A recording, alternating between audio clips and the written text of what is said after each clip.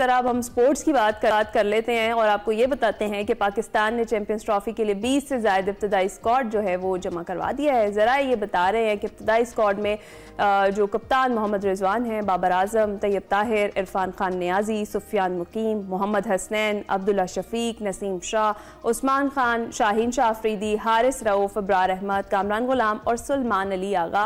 इसके साथ साथ इमामुल हक, फ़खर जमान, हसीबुल्ला, अब्बास आफरीदी का नाम भी इब्तदाई जो स्क्वाड है उसमें शामिल किया गया है और साइम अयूब का नाम भी इब्तदाई स्क्वाड में भेजा गया है। चैंपियंस ट्रॉफी के लिए हतमी स्क्वाड का ऐलान 10 फरवरी को मुतवक्के है और हतमी स्क्वाड में अब्दुल्ला शफीक, उस्मान खान की शमूलियत के इम्कान कम नजर आते हैं। उधर बांग्लादेश ने क्रिकेट बोर्ड ने आईसीसी चैंपियंस ट्रॉफी के लिए 15 रुकनी स्क्वाड का ऐलान कर दिया है, जिसकी क़यादत नजमुल हसन शांतो के सपुर्द की गई है और मेगा इवेंट के लिए साबिक कप्तान और सीनियर ऑलराउंडर शकीबुल हसन को 15 रुकनी स्क्वाड का हिस्सा नहीं बनाया गया। कबल अजीम चैंपियंस ट्रॉफी से कबल बांग्लादेश के साबिक कप्तान शकीबुल हसन दूसरी बार भी बॉलिंग एक्शन टेस्ट में नाकाम हो गए थे, जिसके बाद उनकी स्क्वाड में शमूलियत पर सवालिया निशान उठ गया था। उधर पाकिस्तान ने वेस्ट इंडीज के खिलाफ टेस्ट स्क्वाड का भी ऐलान कर दिया है जी। स्क्वाड में जनूबी अफ्रीका का दौरा करने वाली 15 रुकनी टेस्ट टीम में 7 तब्दीलियां की गई हैं। जी हाँ, शान मसूद कप्तान होंगे, साउद शकील नायब कप्तान मुकर्रर किए गए हैं। बाबर आजम, कामरान गुलाम, खुरम शहजाद, मोहम्मद रिजवान, नुमान अली और सलमान अली आगा को बरकरार रखा गया और इसके अलावा स्पिन के शोबे को जरा मजबूत बनाने के लिए ऑफ स्पिनर साजिद खान और left arm spinner Numan Ali के साथ लेग स्पिनर अब्रार अहमद को भी वापस बुला लिया गया है। जख्मी साइम अयूब और out of form Abdullah Shafique की जगह ओपनर इमामुल हक और मोहम्मद हुरैरा को वापस स्क्वाड में शामिल कर दिया गया है। आमिर जमाल, मोहम्मद अब्बास, मीर हमजा और नसीम शाह को आराम दिया गया है और उनकी जगह सिलेक्टर्स ने खुरम शहजाद को बरकरार रखा है, जबकि मोहम्मद अली को वापस और अनकैप्ड काशिफ अली को शामिल किया गया है। विकेट कीपर बैटर हसीबुल्ला की गैर मौजूदगी में पाकिस्तान अंडर 19 के साबिक कप्तान और शाहीन के कप्तान रुहेल नजीर को स्क्वाड में कर दिया गया है। इसके अलावा वेस्ट इंडीज के खिलाफ आईसीसी वर्ल्ड टेस्ट चैंपियनशिप के 2 टेस्ट मैच 17 और 21 जनवरी और 25 से 29 जनवरी तक मुल्तान में खेले जाएंगे। इस पर बात करने के लिए हमारे साथ हमारे सीनियर स्पोर्ट्स तजज़ियाकार सलीम खालिक साहब मौजूद हैं। सलीम साहब बहुत शुक्रिया मैं ज्वाइन करने के लिए। कैसे हैं आप? बिल्कुल ठीक। आपका मैं स्कूल वाला पैकेज देख रहा था। आजकल के बच्चे अच्छे खुश होते हैं सर्दी में जाते हुए, हमारे तो दिल नहीं जाता जाते हुए। सही कह रहे हैं, वक्त तब्दील हो गया सलीम खालिक साहब। ये बड़ा हमने एक राउंड अप तो दे दिया है और इसके साथ साथ पीएसएल की ड्राफ्टिंग भी आज बहुत कुछ है क्रिकेट में बात करने के लिए। तो क्या कहेंगे? सबसे पहले तो आप पीएसएल ड्राफ्टिंग पे बात करते हैं। प्लैटिनम जो कैटेगरी है उसकी फहरिस्त जारी की गई है, क्या कॉमेंट करेंगे? देखिए, पीएसएल की जो ड्राफ्टिंग हो रही है वो हम कह सकते हैं हमारे जो दस्तयाब वसाइल है उनकी बुनियाद पर जो प्लेयर्स हमें मिले हैं, क्योंकि पता था कि आईपीएल के साथ टकराव होगा लीग में और सारी जो क्रीम है वो वहां चले जाएगी, सारे अच्छे प्लेयर्स जो हैं वो इंडिया चले जाएंगे। क्योंकि जब ऐसा नहीं होता था तो उस वक्त कुछ हमें करंट प्लेयर्स भी मिल जाते थे जो बड़े नाम होते थे, कोई 1-2 तो कुछ हो जाते थे। अब बदकिस्मती से हमारे पास वैसे ऑप्शन नहीं है। जैसे डेविड वार्नर टाइप के जो प्लेयर है, ये वो प्लेयर हैं जो 8-9 साल तक आईपीएल खेले, अब तो जब नहीं लिया गया तो यहाँ आ गए। केन विलियमसन है, उनका भी T20 में कोई ऐसा मकाम नहीं है, लेकिन इंटरनेशनल क्रिकेट के बड़े नाम है, लेकिन वैसे इनका मकाम नहीं। सबसे बड़ा जो इशू है वो इंग्लिश क्रिकेटर्स का है। काफी अर्से पहले आपको याद होगा हमने शो में भी बात की थी कि जो इंग्लैंड के क्रिकेटर्स हैं उनके क्रिकेट बोर्ड ने एक रूल बनाया है कि जब उनका डोमेस्टिक सीजन चल रहा होगा तो पीएसएल समेत कोई भी लीग होगी उसके लिए वो अपने प्लेयर्स को रिलीज नहीं करेंगे। इंग्लैंड के बहुत सारे क्रिकेटर्स के नाम शामिल हैं और अभी तक गैर यकीनी है। सलमान नसीर सरबराह बने पीएसएल के, वो गए भी थे वहां पर इंग्लैंड में, लेकिन इंग्लिश क्रिकेट बोर्ड ने अभी तक यकीन दहानी नहीं कराई है। तो ड्राफ्ट आज हो रहा है, टीमें बन जाएंगी, तो उसके साथ साथ कुछ इश्यूज जो गैर मुल्की क्रिकेटर्स के हवाले से हैं वो बरकरार रहेंगे। लेकिन एक और अच्छी बात यह है कि पीएसएल का 10वां एडिशन है, तो जो पहले एडिशन हुए हैं हम लोग कभी गैर मुल्की बड़े नामों पे नहीं गए। हम अपने ये जो प्लेयर्स हैं उनको हमने बड़े नाम बनाए, नए लड़के हमारे इस लीग से उभर कर सामने आए और स्टार्स बने, और हमारे अपने ये जो प्लेयर्स हैं उनकी परफॉर्मेंस ही ज्यादा इंपॉर्टेंस रखती है। और हम देखते हैं और जब इवेंट शुरू होता है तो ऐसी एक राइवलरी टीमों में बन जाती है, ऐसा माहौल बनता है इवेंट का कि फिर वो लोग एंजॉय करने लगते हैं क्रिकेट को। तो हम लोगों ने कभी भी इस तरह बेस नहीं किया फॉरेन प्लेयर्स पे कि फलाना आएगा तो ऐसा हो जाएगा, फलाना आएगा तो वैसा होगा। तो होपफुली अभी भी अगर कुछ इश्यूज आए फॉरेन प्लेयर्स के हवाले से तो इसको हमारे अपने जो प्लेयर्स हैं वो कवर कर लेंगे। बिल्कुल, चाहे अभी ना हो पर कुछ ऐसे नाम हैं जिनका माजी में काफी नाम था और न्यूजीलैंड की से भी बहुत खिलाड़ी यहाँ पर आ रहे हैं। तो सलीम साहब, आप चैंपियंस ट्रॉफी का जो स्क्वाड है उसके मुतालिक क्या कहेंगे? इस वक्त उसका भी ऐलान कर दिया गया है, तो उसमें कौन शामिल है और आपके ख्याल से किसको शामिल मजीद करना चाहिए था?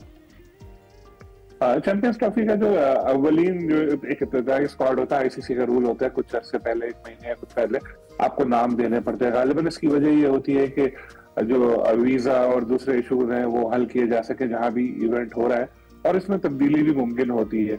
लेकिन जो उसके बाद फाइनल स्क्वाड आता है उसमें चेंजेस सिर्फ उस सूरत हो सकती है जब कोई इंजरी हो, एक पूरी टेक्निकल कमेटी बनती है, वो फिर इजाजत उसकी देती है।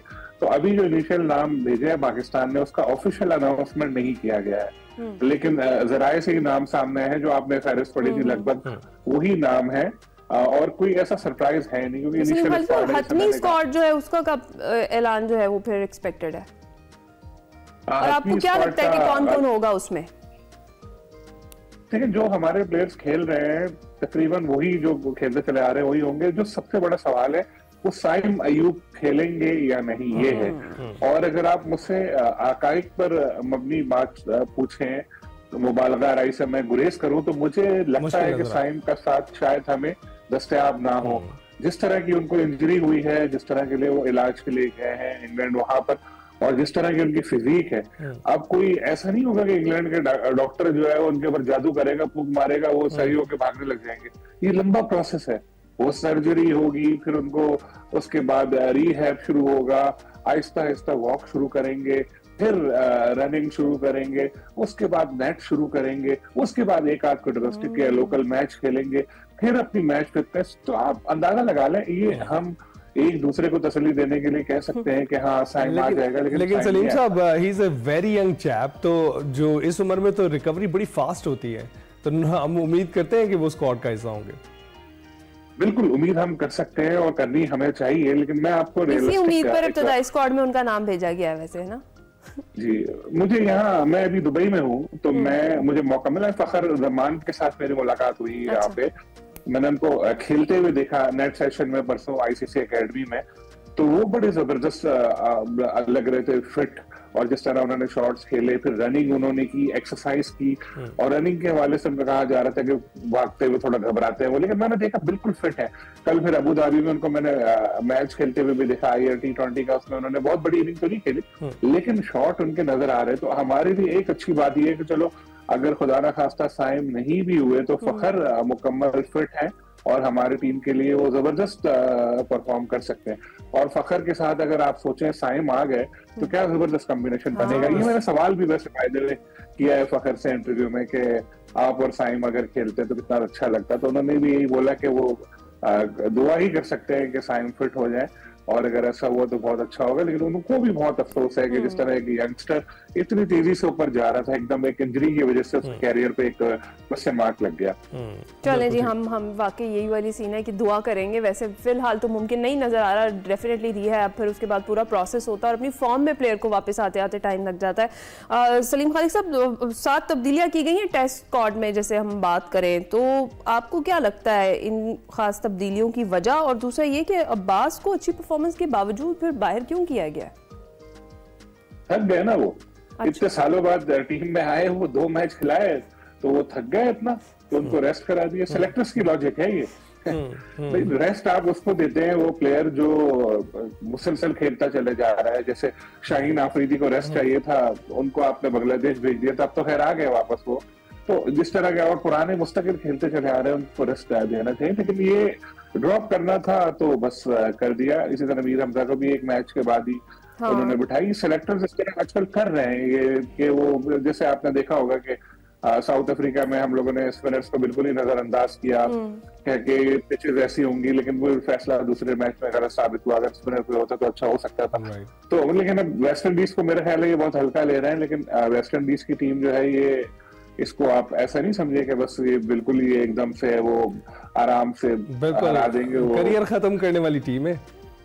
देखिए देखने में तो फ्लावर लगती है, वो फायर बन सकती है, तो जरा बच के हमको जाना चाहिए, क्योंकि ये वेस्ट इंडीज की टीम का पता नहीं होता है, ये ऑस्ट्रेलिया को हरा सकती है, बांग्लादेश से हार सकती है। बिल्कुल। तो ये जरा ध्यान में रखना पड़ेगा। स्क्वाड में रुहेल नजीर की जो शमूलियत है उस पर क्या कहेंगे? हाँ, पानी पिलाएंगे, वो आएंगे, खिलाने का इम्कान तो कम लग रहा है। अगर वैसे चेंज करना था ना तो चेंज एक ये कर देते कि रिजवान मुसलसल खेलते चले आ रहे हैं कि अभी चैंपियंस ट्रॉफी आ रही है, चलो इतनी इंपॉर्टेंट सीरीज है नहीं, क्योंकि आईसीसी टेस्ट चैंपियनशिप में तो शामिल है ये सीरीज, लेकिन अब फायदा ही नहीं है। आपको पता है फाइनलिस्ट टीमों का फैसला हो चुका है, तो अब तो बस एक रस्मी कार्रवाई है। इस तरह की सीरीज में अगर हम चाहते हैं तो ऐसे जो प्लेयर्स है ना हमारे, जैसे रिजवान के ऊपर वर्कलोड बढ़ा है, हर तरह की क्रिकेट खेल रहे हैं, उनको रेस्ट करके इनको खिला रहे थे, जो भी हम लोग कर सकते थे इस तरह के चेंज, लेकिन ऐसा हुआ नहीं। खैर सेलेक्टर्स अभी क्या सोच रहे हैं वो, लेकिन मैं फिर वही बात बोलूंगा कि बिल्कुल आपको इजी नहीं लेना चाहिए सीरीज को। सलीम भाई क्विकली लास्ट मिनट है, ये बताइएगा शान मसूद को कप्तान जो है वो बरकरार रखा गया है, तो उस पर क्या कहेंगे, क्योंकि टेस्ट मैचेस में कारकर्दगी आपके सामने ही है। हाँ, लेकिन इंग्लैंड के खिलाफ कारकर्दगी भी हमने देखा था कि वो सीरीज हम जीत गए थे, तो अब एकदम से इतनी जल्दी चेंज करते रहेंगे तो फिर यही होगा। अभी ये सीरीज जीत गए तो फिर हम लोग यही बोलेंगे कि नहीं सही है, बरकरार रखो, अगर खुदा न खास्ता कोई गड़बड़ हुई तो फिर शायद कुछ सोचना पड़ेगा बोर्ड को भी नया कप्तान। ठीक है जी, बहुत शुक्रिया। सलीम खालिक साहब हमारे साथ मौजूद थे। ओवरऑल क्रिकेट जो है हम डिस्कस कर रहे थे, जो तब्दीलियां स्क्वाड में की गई हैं, टेस्ट स्क्वाड में की गई हैं, चैंपियंस ट्रॉफी के लिए भी जो इब्तदाई स्क्वाड है वो है, उस पर भी डिस्कशन हुई है। हतमी स्क्वाड जो है वो कहा यही जा रहा है कि शायद 10 फरवरी तक उसका ऐलान जो है मुतवक्किल। देखते हैं जी क्या क्या होता है।